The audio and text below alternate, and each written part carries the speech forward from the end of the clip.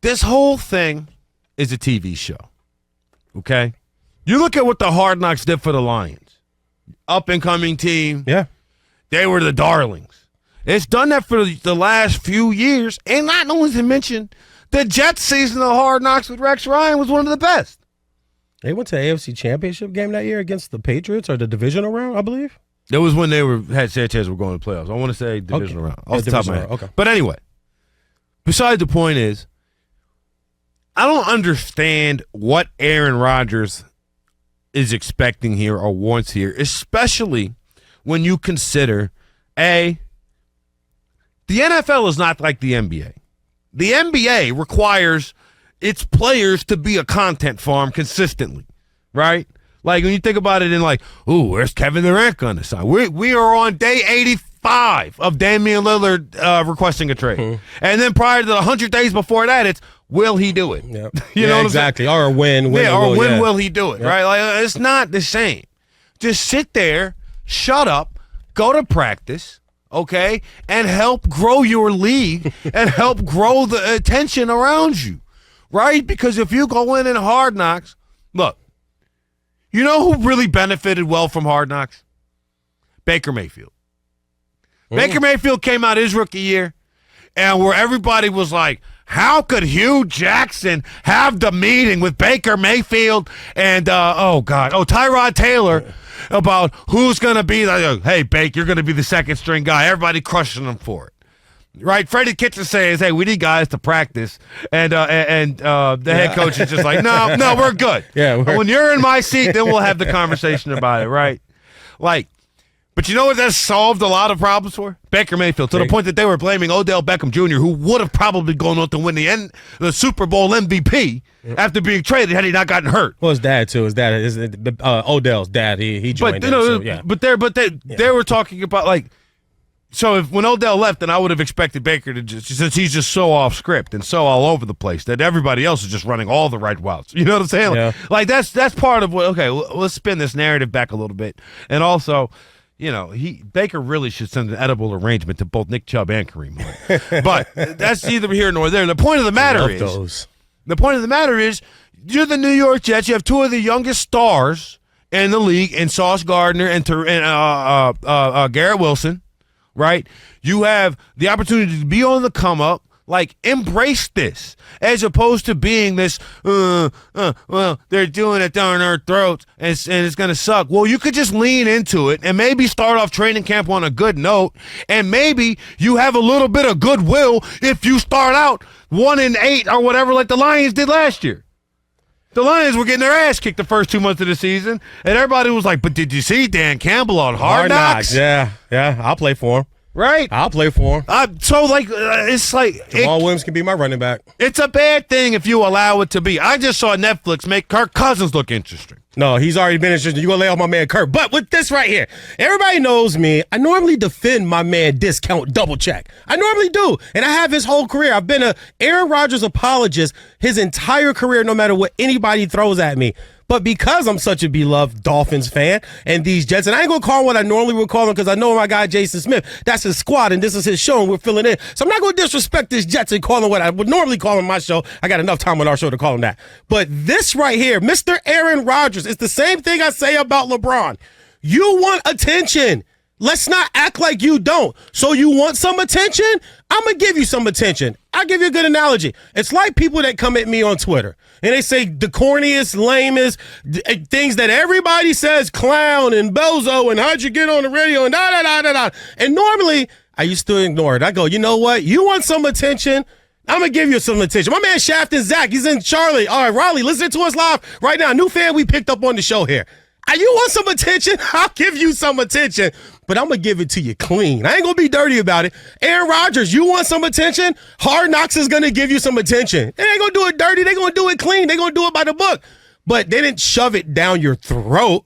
They picked you because you were one of the eligible teams that has to be on Hard Knocks. And I'll tell you, I'll be honest with you, man. I think this thing bothers them.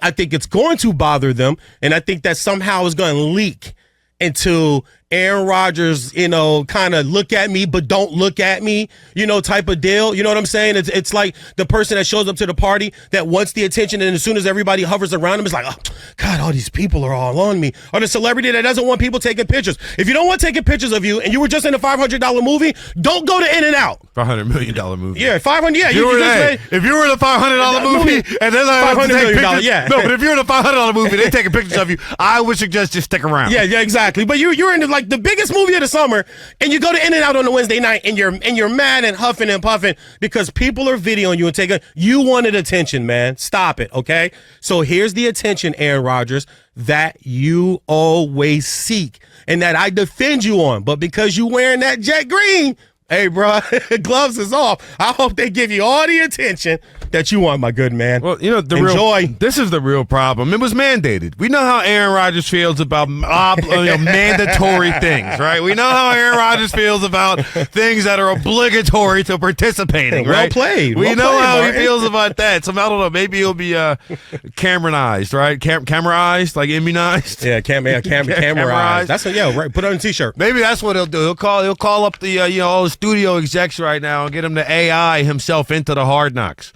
You know what I'm saying? Just have his picture once, and it'll be like Aaron is awful from the new Black Mirror. You know what I'm saying? He's just doing whatever he wants, and everybody's like, "Hey, that's Aaron Rodgers for you." Wow, he's had wild habits in church. Yeah, you know what I think this does with Aaron Rodgers is it's already being that he's already talking about it. I think it starts to prick him. And I think it becomes really prickly to him over the next 3 weeks, because that's about how long the camera crew sticks around. It's about 3 weeks they stick around. They're there now. But you're right. You're right. You're through. I think week 2 or the second or third preseason game. So they'll be there for a while. And I think that this starts to become really prickly to him. And he's a guy that once he's prickly, it's hard for him to come off of that. And I think this pours into the season and pours into the team.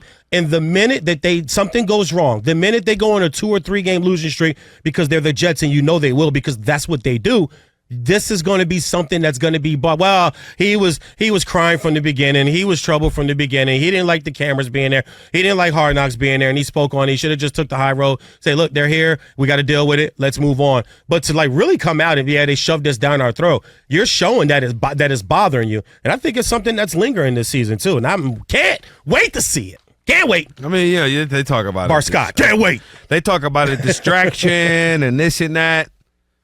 Again, man, the cat's out the bag, bro. We watched Netflix follow Patrick Mahomes to a Super Bowl victory. He seemed to be just fine. Yeah. The rest of the Chiefs seemed to be just fine. Yeah. With all the cameras around. But they're not prickly. They don't get prickled like he does. I was talking. I'm sorry, I'm going to cut you off. But I was talking to a guy who they drafted a quarterback in the first round this year. Okay.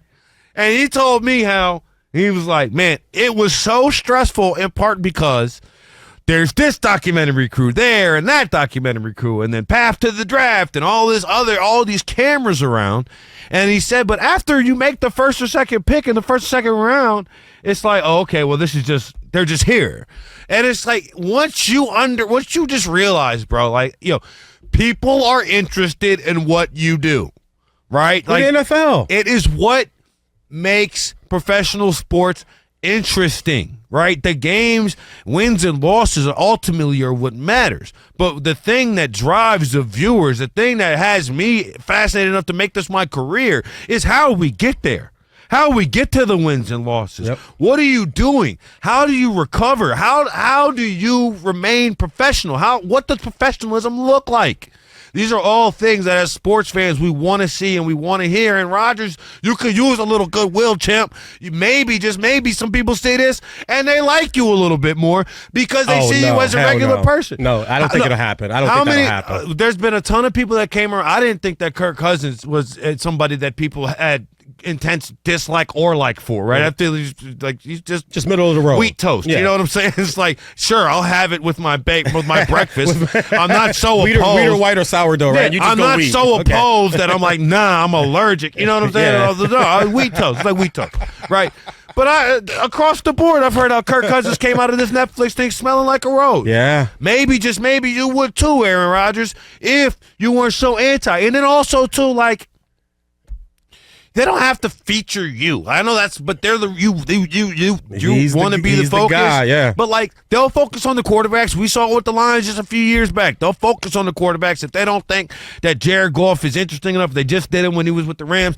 I'm rambling at this point because I'm annoyed about it. Nah, it's all good. I feel exactly what you're saying, but they're gonna focus on him. He's the show. He's the name. You mentioned the Lions. No, That's why you get paid all the money. Exactly, but you mentioned a team like the Lions. No, they had Williams, the running back.